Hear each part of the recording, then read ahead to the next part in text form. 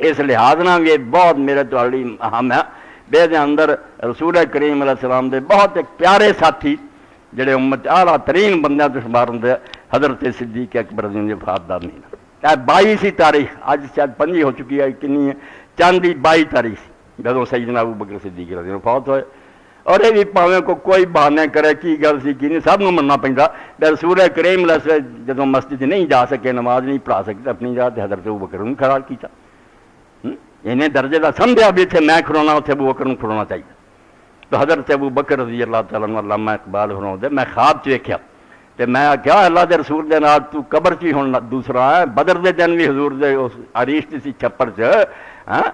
اسلام بھی تو لیندا کوئی حال دس بھی امت جڑی اینی برباد ہو رہی ہے انہاں یہ گل کہ گل سن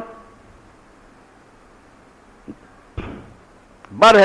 یک مل اللہ صد مل اللہ ملت انگیختی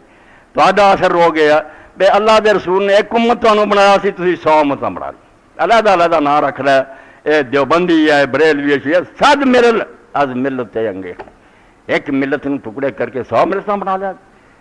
بر حسار ہے خود شب خوں ریخ جی رسول اللہ دے پیار اور محبت نے اسلام دے رشتے نے تہاڈے گرد ایک دیوار کھچی تمہیں قلعے کی طرح پناہ چ لیا سی تساں آپ ہی وہ نقب لگاتی وہ سوراخ کرتے ہیں جتوں کوئی سنیاں دا ہمدرد بن کے کچھ آؤں کوئی شیعہ دا بن کے کچھ آؤں تسی سمجھ نہیں دے سارے دا دشمن